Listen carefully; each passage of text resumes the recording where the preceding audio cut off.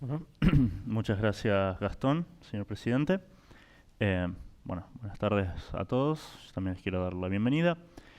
Bueno, qué difícil, ¿no? Hablar de cambio climático. Es difícil porque es un tema que nos toca a todos, un tema que, bueno, es grave, es serio, y no hay una solución clara, no hay un protocolo que uno pueda decir, bueno, yo sigo estas reglas y se va a solucionar, ¿no?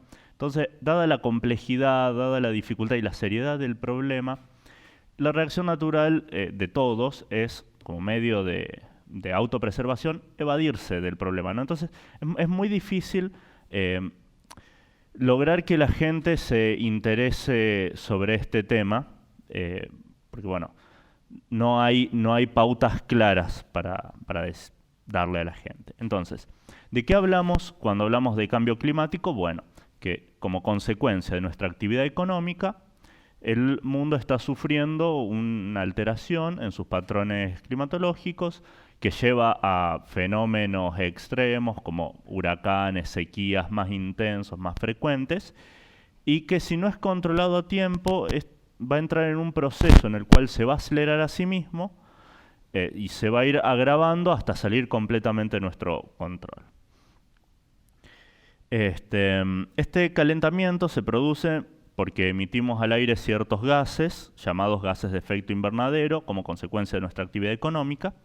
Estos gases retienen el calor que nos llega del sol, en particular el dióxido de carbono que proviene de la quema de combustibles como el gas, el petróleo, el carbón, y el metano que viene de los desechos de la ganadería. Estos gases siempre estuvieron en la atmósfera, siempre existieron, y este efecto invernadero fue lo que posibilitó que apareciera la vida en la Tierra en un primer lugar. Porque si no estuvieran estos gases, la luz que nos llega del Sol, la Tierra la reflejaría inmediatamente y sería una bola de nieve. Pero gracias a que están estos gases, la Tierra es un planeta templado, tenemos agua líquida y el agua líquida permitió que apareciera la vida en la Tierra. Entonces, como siempre existió este efecto, lo que sucedía era que se generaban estos gases, principalmente por la descomposición de la materia orgánica y las erupciones volcánicas, iban a la atmósfera y después eran reabsorbidos por los bosques, las selvas, el océano, y eran recirculados. Y así se mantenía un equilibrio.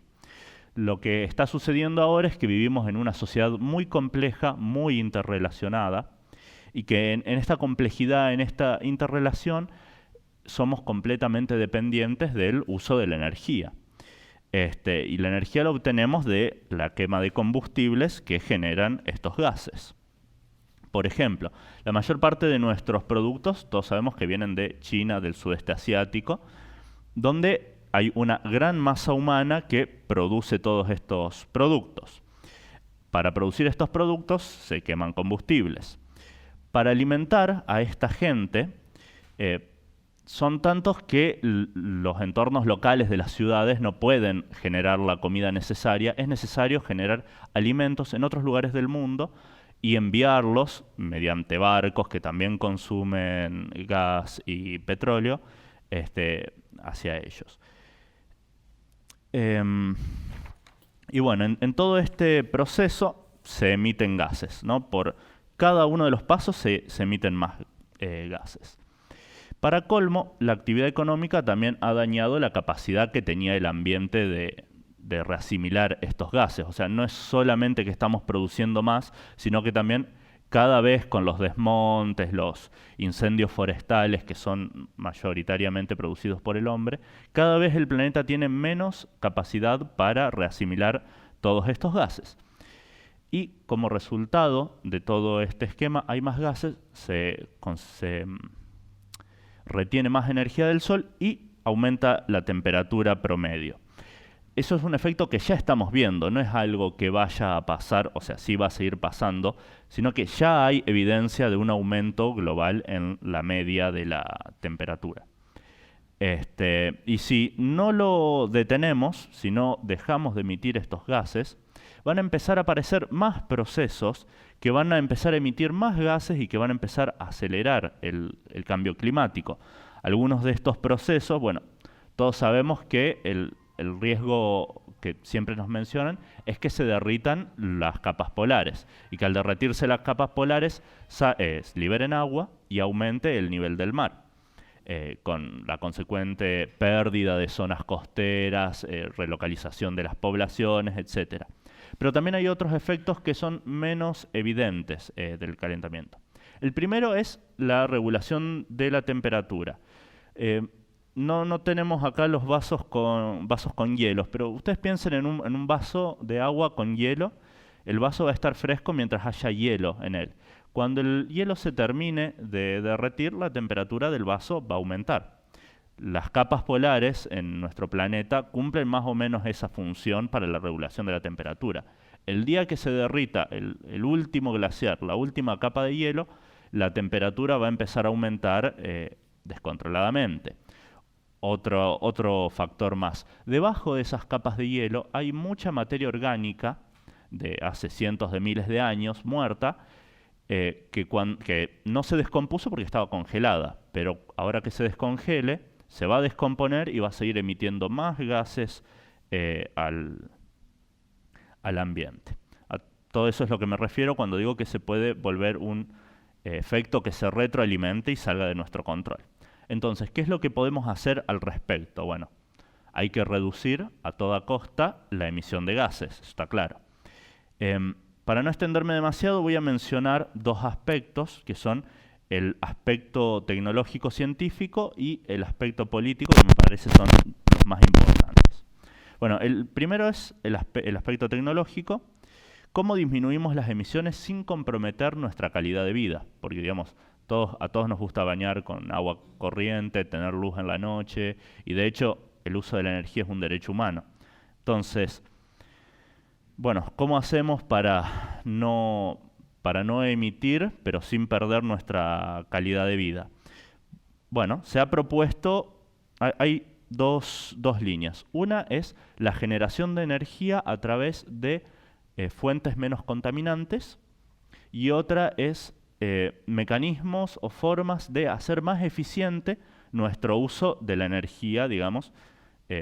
Son dos mecanismos diferentes. El primero, la generación de energía por fuentes no contaminantes. Lo primero que tenemos que entender es que no existe la fuente no contaminante. Todas las fuentes de energía generan algún tipo de contaminación. Por ejemplo, los parques eólicos, para la energía eólica, necesitan una extensión inmensa de territorio donde funcionar y generan contaminación sonora que molesta a las especies, a los animales que viven en esas zonas, y provocan la migración de esas especies fuera de esos terrenos. La energía solar, por ejemplo, tiene que ser capturada utilizando paneles solares que se producen utilizando químicos muy abrasivos, porque hay que purificar mucho los materiales de los paneles, y para eso se utilizan cualquier cantidad de químicos. Las represas hidráulicas, uno quiere construir una represa, bueno, necesita inundar un valle, y bueno, obviamente va a haber toda una pérdida de fauna y flora del área inundada. Y bueno, así la incineración de biomasa produce directamente emisiones de dióxido de carbono, etc. En segundo lugar, muchas fuentes de energía son intermitentes. Significa que no las podemos usar todo el tiempo. Los paneles solares solamente funcionan de día, los parques eólicos producen más energía los meses ventosos y poca energía los meses que no. Y así, además de producir energía con poca contaminación, es necesario encontrar una forma para almacenar la energía para que podamos utilizarla, digamos, si necesitamos utilizarla en otro momento después de haberla producido. Y bueno, resulta que nuestra tecnología de almacenamiento de energía es muy limitada al día de hoy. Y además todas las formas de almacenamiento tienen también algún costo ecológico, son contaminantes. Entonces, según la tecnología actual, acá me permito hacer una digresión sobre mi propio trabajo de especialidad.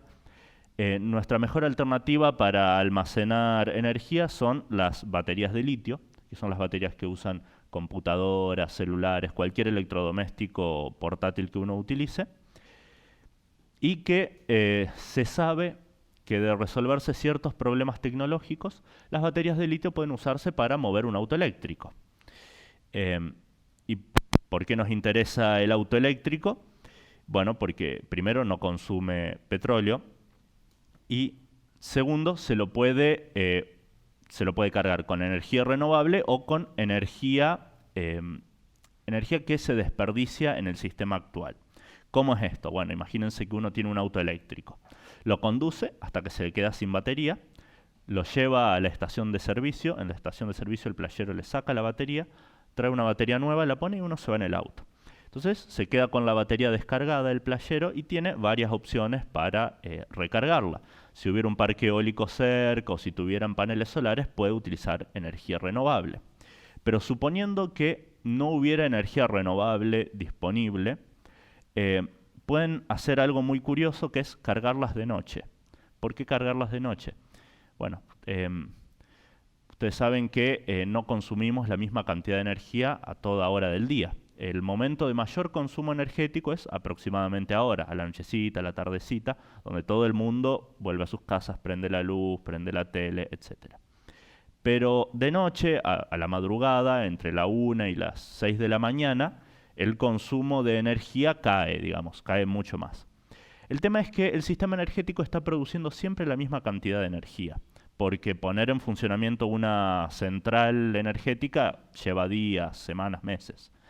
Entonces, como está produciendo siempre la misma cantidad, pero nosotros no consumimos siempre la misma cantidad, la diferencia entre la energía que se produce y la que se consume es energía que se tira. Literalmente se tira. Ahí, ustedes han visto ¿vieron las centrales nucleares que tienen esas famosas torres de refrigeración? Bueno, las centrales térmicas, los otros tipos de centrales tienen esas torres y utilizan esa energía que les sobra para evaporar agua. Y de esa forma se liberan de la energía que produjeron en exceso. Entonces la idea es poder utilizar esta diferencia energética para reemplazar el petróleo que estamos usando en los autos. Pero bueno, todo muy lindo con las baterías, pero las baterías también son contaminantes. Para producirlas necesitamos extraer litio y la minería de litio es, como toda minería, contaminante. Entonces nadie quiere tener una mina de litio en su localidad. Bueno, eso en cuanto al aspecto tecnológico. El segundo aspecto que les quería mencionar es el aspecto político, ya que tenemos que tomar decisiones muy difíciles para afrontar estos problemas. Obviamente tenemos que analizar cuáles son las causas que nos han llevado a este punto, es decir, el consumo desenfrenado, la expansión permanente de la economía, pero también tenemos que hacernos cargo de la situación tal cual la recibimos y plantear alternativas para gradualmente ir resolviendo este problema en el futuro. ¿Cuáles son estas alternativas? ¿Saben cuál es la energía que menos gases emite? La energía nuclear. Y todo el mundo sabe los peligros de la energía nuclear, pero obviamente los desechos nucleares son los más peligrosos, los más tóxicos del planeta.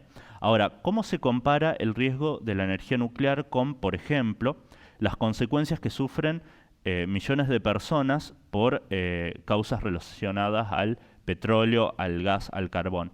Según la Organización Mundial de la Salud, mueren entre 3 y 4 millones de personas al año por causas relacionadas a los combustibles fósiles, es decir, gente que utiliza gas, carbón, leña o incluso en comunidades muy tradicionales excrementos para calentarse, para cocinar. Bueno, sí, los residuos nucleares son terriblemente peligrosos, pero también son los únicos que están controlados. Digamos, a una central nuclear le faltan 5 gramos de desecho radiactivo y enseguida caen no sé cuántas organizaciones nacionales e internacionales a ver qué estás haciendo con el material nuclear. Entonces, perdón, me perdí. Entonces, las campañas en contra de la energía nuclear son muy populares, pero no está la contrapartida de que te digan cómo reemplazamos la energía que vamos a dejar de utilizar por otra forma de energía, ¿no? Y los mismos interrogantes, estoy utilizando la energía nuclear no porque la quiera poner por encima de otras, sino porque es un caso muy emblemático, digamos, de una energía que se sabe que es contaminante, se sabe que es peligrosa, pero los mismos interrogantes se pueden plantear para todas las energías. ¿Qué valle inundamos para hacer una represa? ¿Con qué velocidad abandonamos los combustibles que la gente necesita para vivir? Bueno, en definitiva, ¿quién va a pagar y cómo se va a pagar el costo de la transición hacia las energías limpias? En mi opinión personal, no hay una forma alegre de hacer, una forma fácil de hacer esta transición.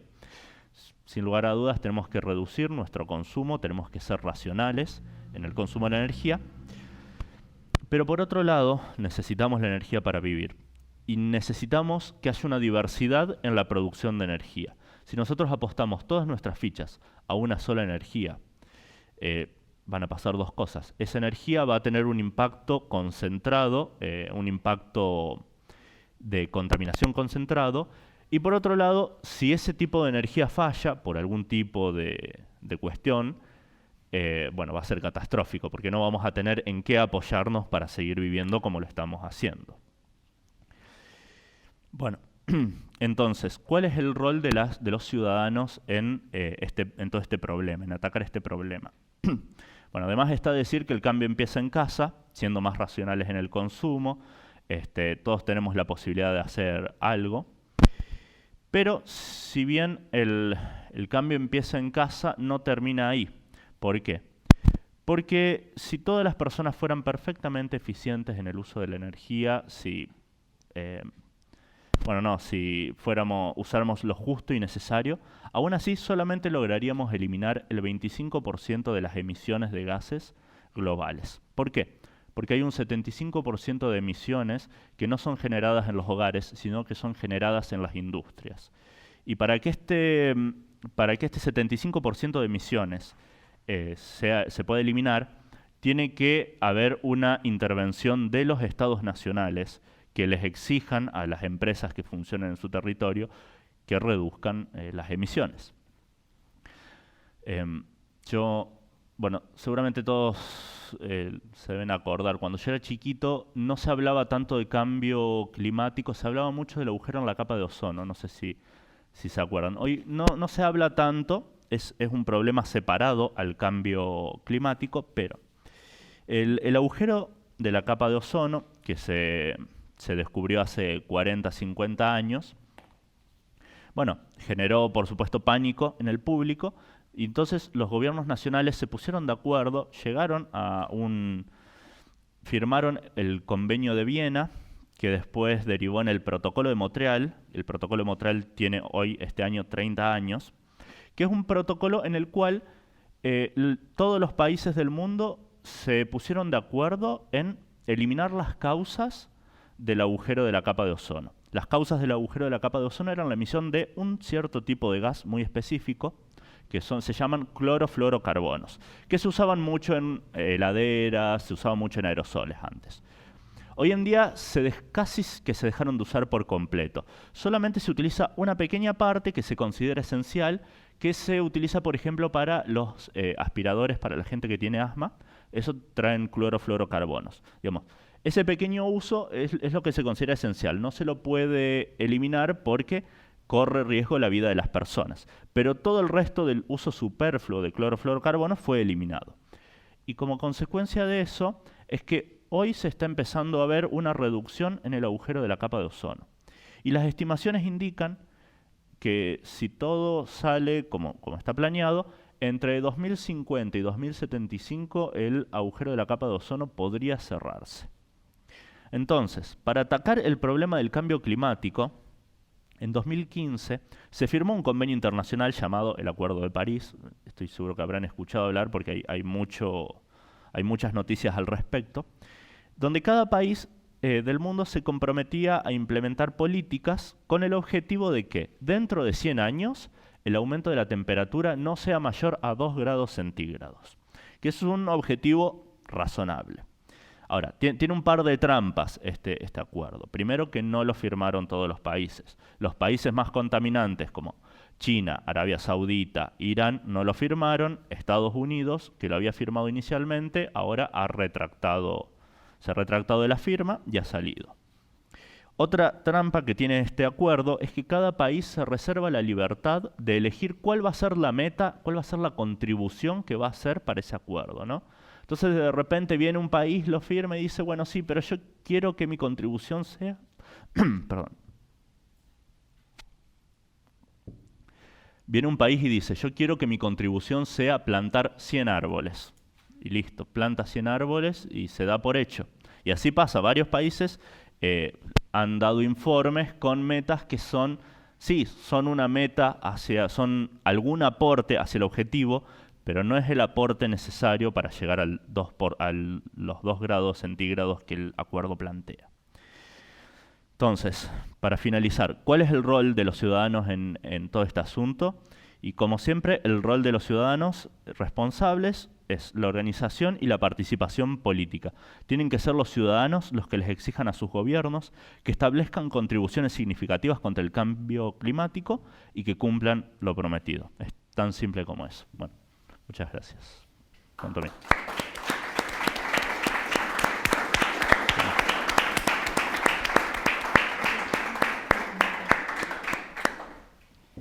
Bueno, agradecerte, Sacha, para presentar un poco el trabajo que hace. Él es licenciado en física, está haciendo el doctorando, casualmente.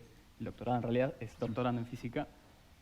Su área de estudio, casualmente, son las baterías de litio. Por eso es la orientación un poco que se le puede dar al trabajo y además pertenece a la Comisión de Ciencia y Tecnología de la Gran Logia. Así que te agradezco. A ustedes.